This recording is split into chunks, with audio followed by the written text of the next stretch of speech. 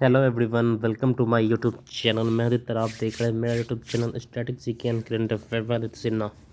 तो आज हम लोग देखने वाले हैं चैप्टर 3 हिंदी व्याकरण का, ठीक है, जिसमें हम लोग देखने वाले हैं सर्वनाम के भेद। हम लोग ने चैप्टर 2 संज्ञा और संज्ञा के भेद देख चुके हैं पहले वीडियो में, तो वो भी आप जाके देख सकते हैं। और भाषा भी हम लोग कंप्लीट कर चुके हैं। आज हम लोग तीसरा चैप्टर कंप्लीट करने वाले हैं सर्वनाम एवं सर्वनाम के भेद, ठीक है।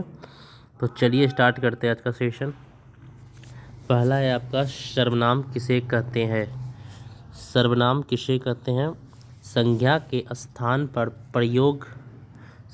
स्थान पर आने वाले शब्दों को सर्वनाम कहते हैं। संज्ञा के स्थान पर आने वाले शब्द को सर्वनाम कहते हैं, ठीक है।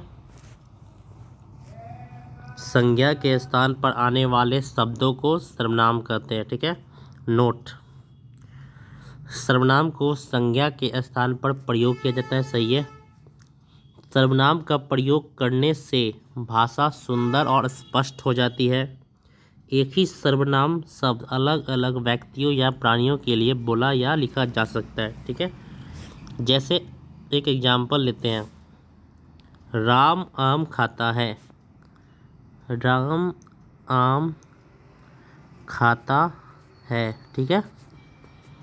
राम आम खाता है, ठीक है। राम यहाँ क्या है? संज्ञा, ठीक है। राम क्या है यहाँ पे? संज्ञा।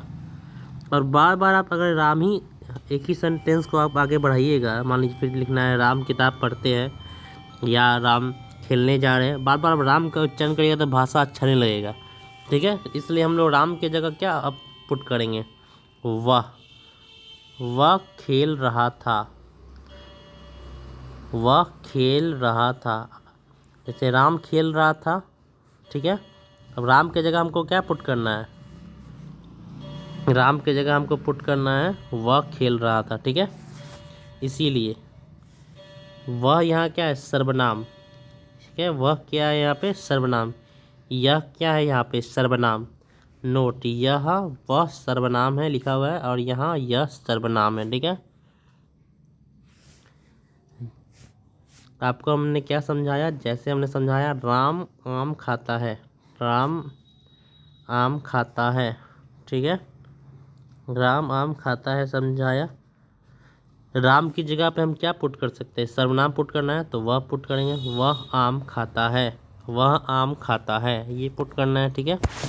तो संज्ञा के स्थान पे आया ना सर्वनाम, इसलिए संज्ञा के स्थान पे आने वाले शब्द को सर्वनाम कहते हैं, ठीक है।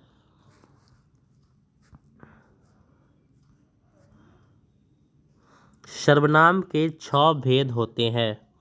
सर्वनाम के कितने भेद होते हैं? 6 भेद होते हैं। कौन कौन? पुरुषवाचक सर्वनाम, निश्चयवाचक सर्वनाम, अनिश्चयवाचक सर्वनाम, संबंधवाचक सर्वनाम, प्रश्नवाचक सर्वनाम और निजवाचक सर्वनाम।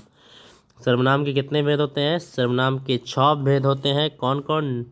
पुरुषवाचक सर्वनाम, निश्चयवाचक सर्वनाम, अनिश्चयवाचक सर्वनाम, संबंधवाचक सर्वनाम, प्रश्नवाचक सर्वनाम और निजवाचक सर्वनाम, ठीक है।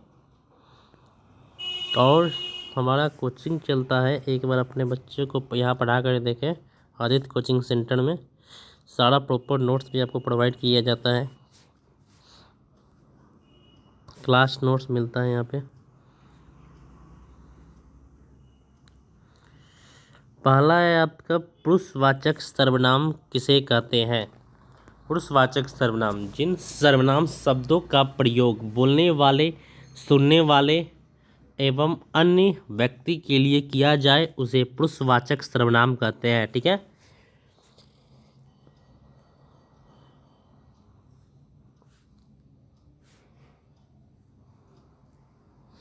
पुरुषवाचक सर्वनाम किसे कहते हैं? जिन सर्वनाम शब्दों का प्रयोग बोलने वाले, सुनने वाले या अन्य व्यक्तियों के लिए किया जाए उसे पुरुषवाचक सर्वनाम कहते हैं।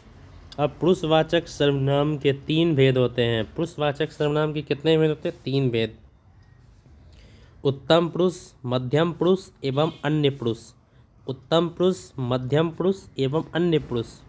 पुरुषवाचक सर्वनाम के कितने भेद होते हैं? पुरुषवाचक सर्वनाम के 3 भेद होते हैं: उत्तम पुरुष, मध्यम पुरुष एवं अन्य पुरुष। पहला देखेंगे हम लोग उत्तम पुरुष, ठीक है। जिस सर्वनाम का प्रयोग वक्ता अथवा लेखक अपने लिए करता है उसे उत्तम पुरुष कहते हैं। वक्ता मतलब होता है बोलने वाला, ठीक है। जिस सर्वनाम का प्रयोग वक्ता अथवा लेखक अपने लिए करता है तो उसे उत्तम पुरुष कहते हैं। जैसे हम अगर बोल रहे हैं तो हम अपने लिए सर्वनाम का प्रयोग करेंगे तो वो क्या होगा, उत्तम पुरुष, ठीक है। जैसे मैं कल दिल्ली जाऊंगा तो कौन जाएगा, मैं, मतलब हम अपने लिए प्रयोग कर रहे हैं, मतलब वक्ता के लिए प्रयोग हो रहा है, ठीक है। तो मैं कल दिल्ली जाऊंगा, ये कौन सा हो गया, उत्तम पुरुष। क्यों, क्योंकि वक्ता अपने लिए कर रहा है, मतलब बोलने वाला जो है वो अपने लिए प्रयोग कर रहा है, ठीक है। तो मैं कल दिल्ली जाऊंगा, इसमें क्या है, ये उत्तम पुरुष, ठीक है।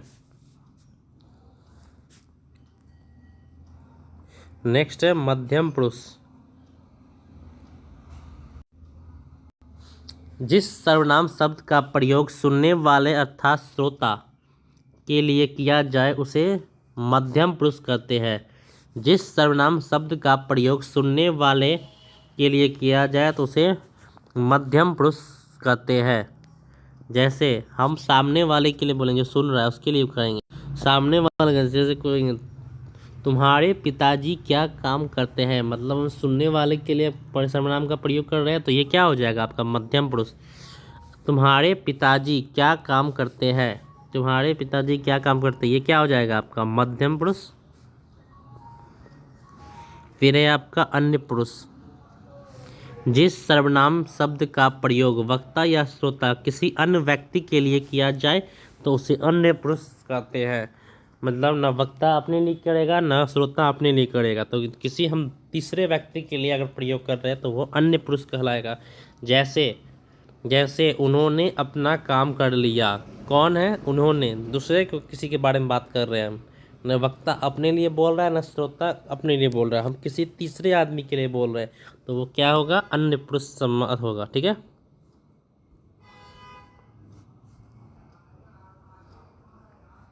फिर है आपका निश्चयवाचक सर्वनाम। जो सर्वनाम शब्द किसी निश्चित व्यक्ति, वस्तु अथवा घटना की ओर संकेत करे उसे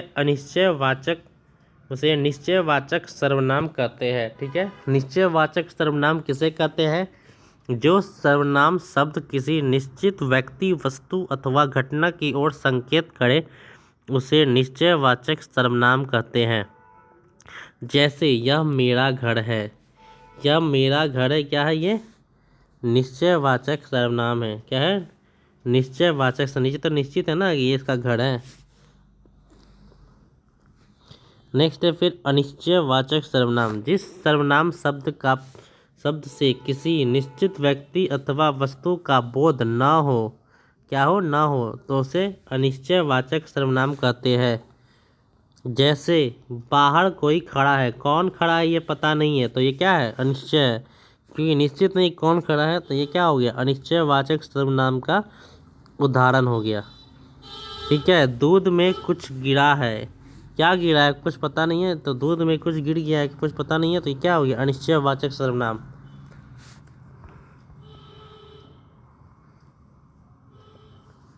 फिर है आपका संबंधवाचक सर्वनाम। जिस सर्वनाम शब्दों का प्रयोग किसी व्यक्ति या वस्तु का संबंध बताने के लिए किया जाए उसे संबंधवाचक सर्वनाम कहते हैं। जिस सर्वनाम शब्दों का प्रयोग किसी व्यक्ति या वस्तु का संबंध बताने के लिए किया जाए उसे संबंधवाचक सर्वनाम कहते हैं।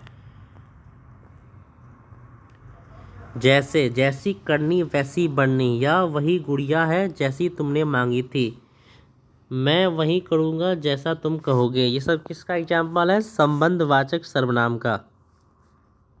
फिर आपका निजवाचक सर्वनाम।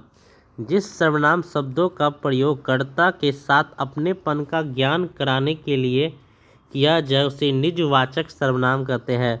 निजवाचक सर्वनाम किसे कहते हैं, जिस सर्वनाम शब्दों का प्रयोग कर्ता के साथ अपनेपन का ज्ञान कराने के लिए किया जाए उसे निजवाचक सर्वनाम कहते हैं। जैसे स्वयं, खुद, अपने आप ही, स्वयं ही इत्यादि, ये सब क्या है, निजवाचक सर्वनाम का एग्जाम्पल है। नेक्स्ट है आपका प्रश्नवाचक सर्वनाम। जिस सर्वनाम शब्दों का प्रयोग किसी व्यक्ति या वस्तु या स्थान के विषय में प्रश्न करने के लिए किया जाए तो उसे प्रश्नवाचक सर्वनाम कहते हैं। जैसे यह किसकी पुस्तक है, तुम्हारा क्या नाम है। ठीक है, प्रश्नवाचक सर्वनाम किसे कहते हैं?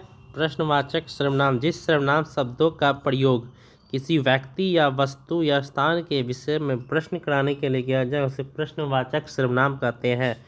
जैसे यह किसकी पुस्तक है, तुम्हारा क्या नाम है, यह क्या किसका एग्जाम्पल है? प्रश्नवाचक सर्वनाम का एग्जाम्पल है। ठीक है, तो thank you for watching my video. Like share and subscribe my channel static GK and current affair. Admission open है, जिसको भी एडमिशन करवाना हो वो करवा सकता है। पटना के बोर्डिंग रोड में कोचिंग है, आदित्य कोचिंग सेंटर। ठीक है, यहाँ इस तरह का नोट्स भी प्रोवाइड किया जाता है बच्चों को। देखिए, फिर सर्वनाम के बाद फिर विशेषण चलेगा, सब नोट्स अवेलेबल है। और सर्वनाम से पहले संज्ञा था, सर्वनाम देख लिया आपने, उससे पहले संज्ञा था। संज्ञा, भाव के संज्ञा के भेद सब है, हरा नोट्स अवेलेबल रहता है, बच्चों को इस तरह से पढ़ाया जाता है। ठीक है, संज्ञा, संज्ञा के भेद। ठीक है, संज्ञा के भेदों का सारा डिफिनीशन बताया जाता है यहाँ पे। तो एक बार अपने बच्चों को यहाँ एडमिशन करा के देखें।